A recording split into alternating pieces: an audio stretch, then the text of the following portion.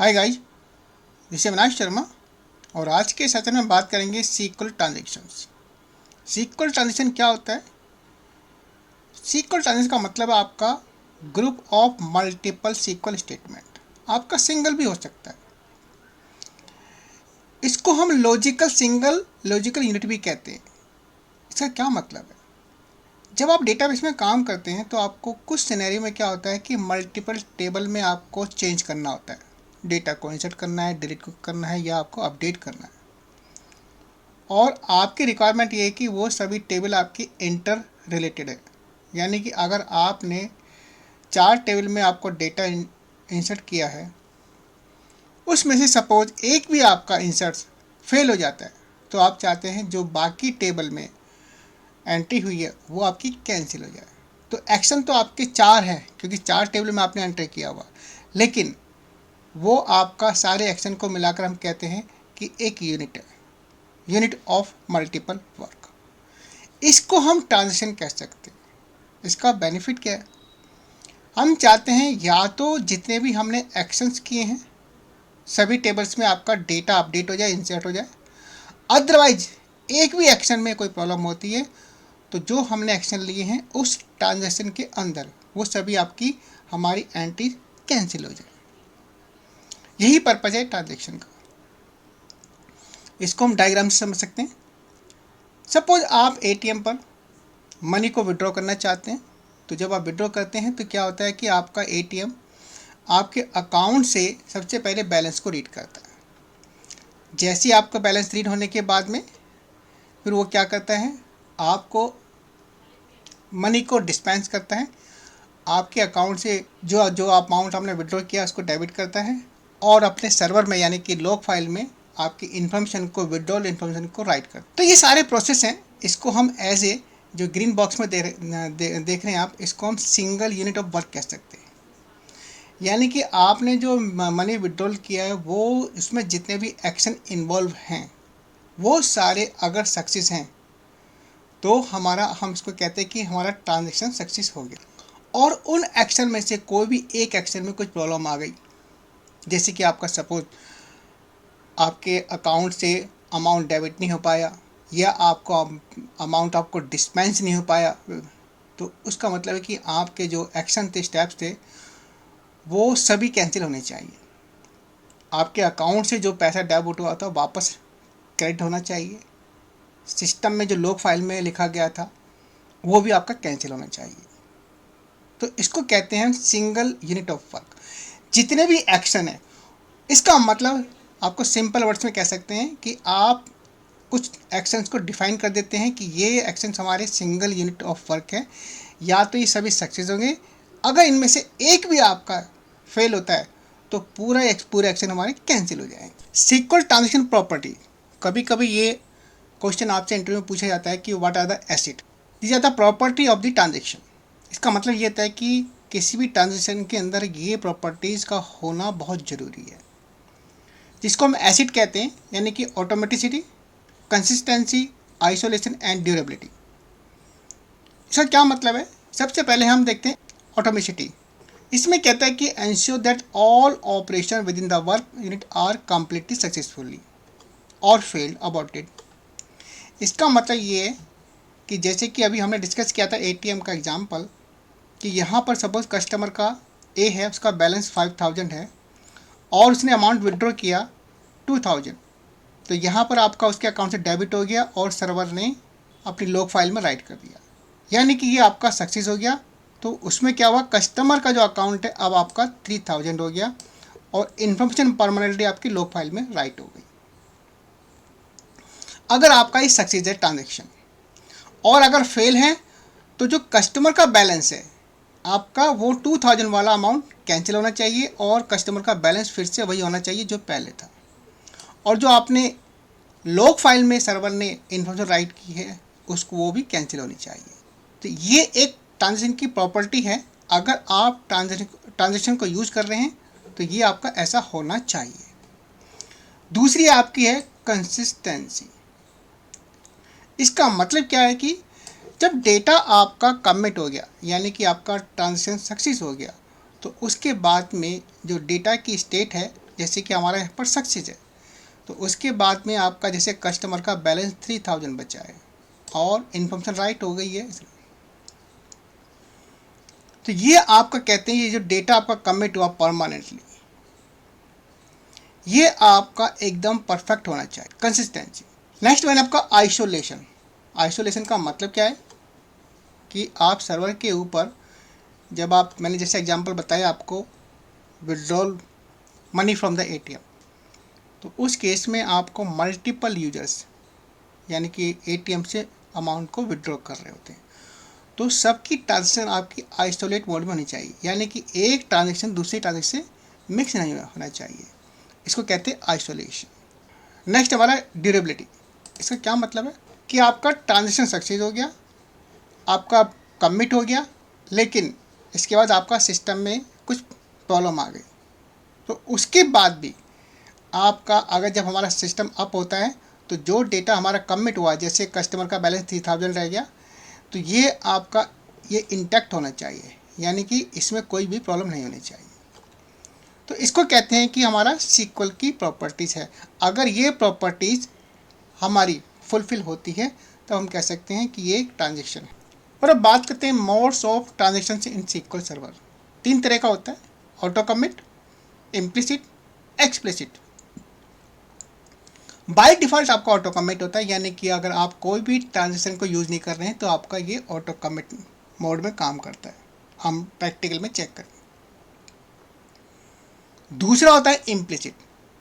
इस केस में आप ट्रांजेक्शन को कंट्रोल कर सकते हैं, लेकिन ट्रांजेक्शन आप कब स्टार्ट होगा और कब ख़त्म होगा ये आप इसमें डिफाइन नहीं कर सकते। और नेक्स्ट हमारा एक्सप्लिसिट। इस केस में आप ट्रांजेक्शन को डिफाइन कर सकते हैं और ये भी डिफाइन कर सकते हैं कि आपका ट्रांजेक्शन आपका कब ख़त्म होगा। यही डिफरेंस है दोनों में, इम्प्लिसिट में और एक्सप्लिसिट के अंदर। तो हम सभी तीनों को प्रैक्टिकल के साथ सीक्वल सर्वर पर चेक करेंगे। TCL, transaction control language.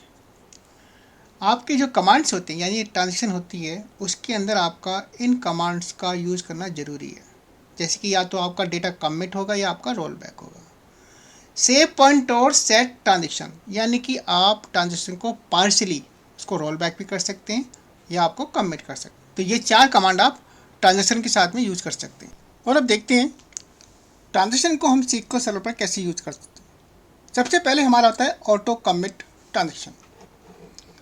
जैसे कि मैंने बताया था कि आपका बाय डिफ़ॉल्ट आपका ऑटो कमिट होता है। अगर आप कोई ट्रांजेक्शन यूज़ नहीं कर रहे हैं तो ये आपका बाय डिफ़ॉल्ट होता है। इसमें क्या होता है, जब भी आप कोई स्टेटमेंट आप एग्जीक्यूट करते हैं तो ऑटोमेटिकली आपका सर्वर उसको कमिट कर देता है और इस केस में आप डेटा को रोल बैक नहीं कर सकते।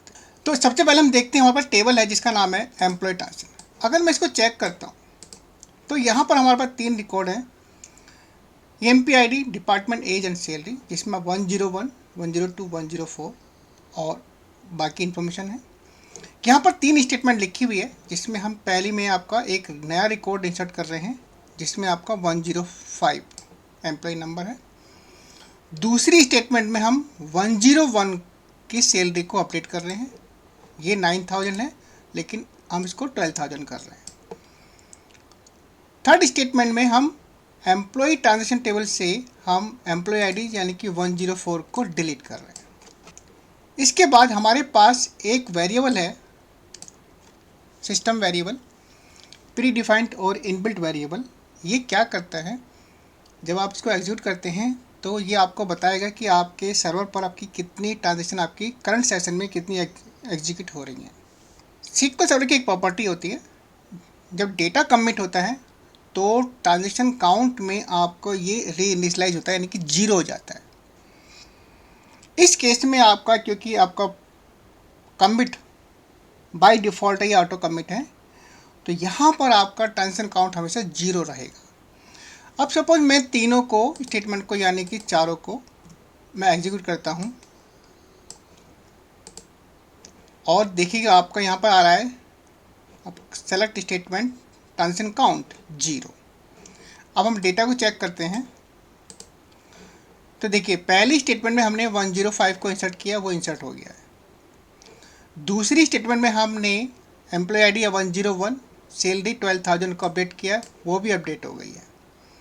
तीसरी में हमने 104 को डिलीट कर दिया, यानी कि वो यहाँ से डिलीट हो चुकी है और ट्रांजेक्शन काउंट हमारा 0, क्योंकि ये सारे आपके statement by default auto commit हो रहे हैं और कमिट के बाद आपका ट्रांजेक्शन काउंट हमेशा 0 हो जाए। तो इस तरह से ऑटो कमिट आपका SQL में काम करता है। इम्प्लिसिट ट्रांजेक्शन की बात करते हैं। जैसे कि आप देख सकते हैं यहाँ पर लिखा है, अगर हमें इम्प्लिसिट ट्रांजेक्शन को यूज़ करना है तो हमें we need to enable the implicit transaction, और कमांड क्या है, इम्प्लिसिट ट्रांजेक्शन ऑप्शन। जैसे आप इम्प्लिसिट ट्रांजेक्शन को ऑन करते हैं तो आप ये डिसाइड नहीं कर सकते कि ट्रांजेक्शन आपका स्टार्ट हुआ या नहीं, वो SQL सर्वर आपके लिए डिसाइड करेगा। SQL सर्वर तब डिसाइड करेगा जब आप कोई भी स्टेटमेंट यूज करते हैं, alter table, create, delete, drop, fetch, grant, insert, इसमें से कोई भी स्टेटमेंट आप यूज करेंगे SQL सर्वर उसको रीड करेगा और इमीडिएटली आपका ट्रांजेक्शन स्टार्ट हो जाएगा। एक्सप्लिसिट के केस में आप डिफाइन कर सकते हैं कि ट्रांजेक्शन कब स्टार्ट होगा। यही डिफरेंस है दोनों में, इम्प्लिसिट और एक्सप्लिसिट के अंदर। तीसरा पॉइंट बहुत इंपॉर्टेंट है, जब आप इम्प्लिसिट ट्रांजेक्शन यूज़ कर रहे हैं तो आपको कमिट या आपको रोल बैक यूज़ करना है। अगर आप डेटा को परमानेंटली सेव करना चाहते हैं तो कमिट यूज़ कीजिए, और डेटा को कैंसिल करना चाहते हैं यानी कि आप यूनिट को कैंसिल करना चाहते हैं, उस यूनिट में उस ट्रांजेक्शन में जितने भी एक्शन है सबको कैंसिल करना चाहते हैं तो आप रोल बैक यूज़ कीजिए। अब मेरे पास एक टेबल है, सेम मैं चेक करता हूँ, तो आप यहाँ पर देखेंगे कि एम्प्लॉय आईडी 101, 102, 108 और आपका department age and sale, 3 statement है। आपका एक स्टेटमेंट मैं डेटा को इंसर्ट कर रहा हूँ जो कि आपका 110, 110, सैलरी अपडेट कर रहा हूँ यहाँ पर 50,000 और करंट हमारी 20,000 है। एम्प्लॉय आईडी 101, देन मैं 108 एम्प्लॉय आईडी इसको डिलीट कर रहा हूँ, और फाइनली यहाँ से मैंने कहा सेट इम्प्लिसिट ट्रांजेक्शन ऑन। तो ये जैसी स्टेटमेंट आपका एग्जीक्यूट होगा, यहाँ से हमारा इम्प्लिसिटली ट्रांजेक्शन अनेबल हो जाता है। लेकिन स्टार्ट कहाँ हुआ है, स्टार्ट तब होगा जब वो इस स्टेटमेंट को पढ़ेगा। इंसर्ट है, अपडेट है, क्रिएट है, जो सबसे पहला आपका स्टेटमेंट आएगा वहाँ से ट्रांजेक्शन आपका स्टार्ट हो जाएगा। यहाँ से ट्रांजेक्शन स्टार्ट हुआ और इस ट्रांजेक्शन के अंदर आपका 1, 2, 3 3 स्टेटमेंट है, यानी कि 3 statement as a single unit काम करेंगे। या तो सारी सक्सेस होंगी या आपकी अगर एक भी प्रॉब्लम होती है तो सारी आपकी फेल हो जाएंगी, कैंसिल हो जाएंगी। और आपका एक पॉइंट था, मैंने कहा कि ट्रांजेक्शन के साथ में आपका रोल बैक या कमिट का होना बहुत ज़रूरी है। तो यहाँ तो स्टार्ट हुआ, लेकिन यहाँ पर हम करेंगे सपोज कमिट, और उसके बाद हम काउंट कर रहे हैं ट्रांजेक्शन को। तो हम क्या कर रहे हैं ट्रांजेक्शन, क्योंकि कमिट के बाद जैसे मैंने बताया था कि आपका ये वेरिएबल री इनिशलाइज होता है 0 के साथ में, लेकिन कमिट से पहले हमें चेक करना है कि कितनी ट्रांजेक्शन है। उसके लिए मैं इसको कमिट से पहले भी प्रिंट करा लेता हूँ। तो आप देखेंगे कि मैंने कमिट से पहले काउंट को चेक किया, ट्रांजेक्शन काउंट को, उसके बाद कमिट के बाद। अब मैं इसको स्टेटमेंट को एग्जीक्यूट करता हूँ। तो आप देखेंगे कमिट से पहले हमारा एक ट्रांजेक्शन था, लेकिन स्टेटमेंट उसके अंदर कितनी, 3 भी हो सकती हैं, 4 भी हो सकती हैं, मल्टीपल हो सकती हैं, लेकिन ट्रांजेक्शन हमारा एक ही है, सिंगल यूनिट ऑफ वर्क। और हमने कहा कमिट के बाद फिर आपका हो गया 0। अब चेक करते हैं कि क्या डेटा में चेंज हुआ कुछ। हाँ जी, ये चेंज हो गया, सैलरी आपकी 50,000 हो गई, और 101 में 102, 108 आपका डिलीट हो गया, और आपका 110 आपका इंसर्ट हो गया कमिट के केस में। अब सपोज मैं इसको यहाँ पर कमिट के बजाय रोल बैक करता हूँ। मैंने कहा डेटा 115 और मैंने कहा इसको 1,50,000, देन डिलीट से 110, that is the current record, and now I say roll back. Now I execute this one. Transaction before rollback 1, with the multiple statement, single unit. Then after rollback, transition count 0. अगर मैं check करता हूँ data को तो आप देखेंगे इसमें कोई चेंज नहीं है, क्योंकि डेटा को आपने तीनों स्टेटमेंट को कैंसिल कर दिया रोलबैक के साथ में। अब आप कंडीशन के साथ में भी इसको रोलबैक या कमिट कर सकते हैं। सपोज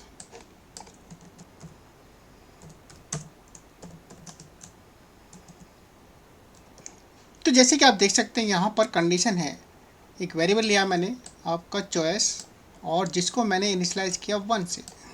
यहाँ मैंने कंडीशन लगाई है अगर आपका चॉइस की वैल्यू 1 है तो कमिट हो जाए और अदरवाइज वो रोल बैक हो जाए। अब सपोज मैं इसको एग्जीक्यूट करता हूँ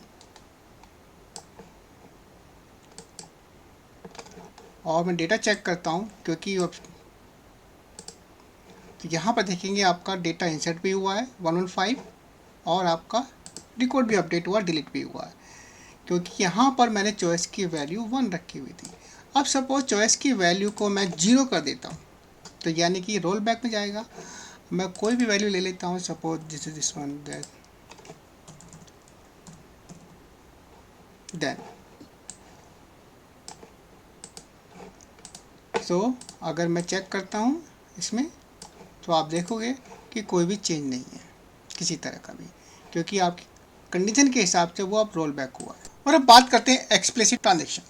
जैसे कि हमें बताते हैं कि इम्प्लिसिट के केस में आप ट्रांजेक्शन स्टार्ट कैसे होगा वो डिसाइड नहीं कर सकते, आप एक्सप्लिसिट में ये डिसाइड कर सकते हैं। जब आप डिक्लेयर करते हैं ट्रांजेक्शन को, जैसे कि हमने यहाँ पर लिखा हुआ सेट इम्प्लिसिट, यहाँ पर आप लिखेंगे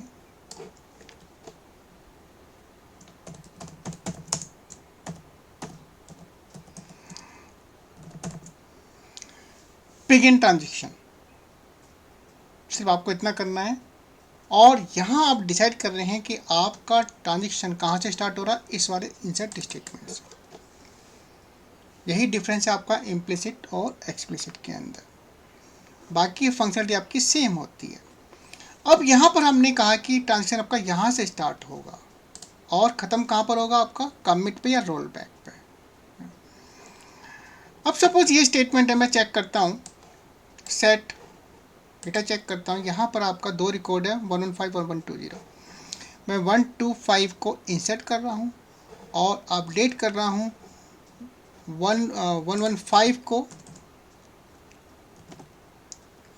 जिसमें सैलरी 20,000 है, और डिलीट करते हैं आपका 120। तो यहाँ तीन स्टेटमेंट हैं और हम ये कंडीशन के साथ में कर रहे हैं। अगर हमारा वेरिएबल एक वेरिएबल है ch इंटीजर टाइप का है और ch की वैल्यू सिस्टम आपका मैं उसको 1 कर देता हूँ, अगर 1 है तो कमिट हो जाए, अदरवाइज आपका रोल बैक हो जाए। सो इसको मैं एग्जीक्यूट करता हूँ, देन चेक डेटा, तो यहाँ पर आपका ch की वैल्यू यहाँ पर हमने इनिशियलाइज किया था 1 से, यानी कि डेटा आपका कमिट हुआ है। कमिट के केस में क्या हुआ, आपका 125 इंसर्ट हुआ है, 24 115 के लिए आपका अपडेट हुआ है और 120 आपका डिलीट हो गया। इस तरह से अगर आप इसके ch की वैल्यू को 0 कर देते हैं तो आपका वो डेटा रोल बैक हो जाएगा, यानी कि कोई भी चेंज नहीं होगा किसी भी स्टेटमेंट का। कोई भी डेटा अगर आपका इम्पैक्ट हुआ तो वो आपका कैंसिल हो जाएगा। और अब बात करते हैं सेव पॉइंट कमांड। अभी तक हमने देखा जब भी हम किसी ट्रांजेक्शन को रोल बैक या कमिट करते हैं तो उसके अंदर जितने भी कमांड्स होते हैं सब के सब रोल बैक कमिट होते हैं, लेकिन कभी कभी क्या होता है कि हमें पार्शली रोल बैक करना होगा या कमिट करना होगा। सपोज जैसे हमारे पास 4 कमांड है, 4 में से हमें 2 को रोल बैक करना है और 2 को कमिट करना है, तो उस केस में हम सेव पॉइंट यूज़ कर सकते हैं, यानी कि पार्शली हम कमिट कर सकते हैं ना, पार्शली हम रोल बैक कर सकते हैं। तो कमांड आपका सिंटेक्स में होता है सेव ट्रांजेक्शन और उसका नाम, और उसके बाद जिस ट्रांजेक्शन को यानी कि जिस पॉइंट से आपको रोल बैक करना है, आपको रोल बैक ट्रांजेक्शन का उसका नाम।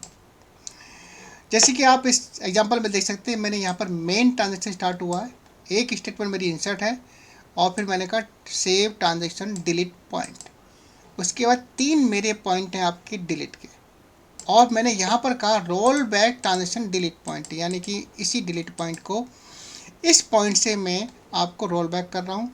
फिर मैंने कहा कमिट, यानी कि इतना पार्ट मेरा रोल बैक हो जाएगा। और कमिट कौन सा हो जाएगा आपका, इंसर्ट स्टेटमेंट, क्योंकि ये आपका मेन ट्रांजेक्शन के अंदर है, इसके ऊपर कोई पॉइंट नहीं है।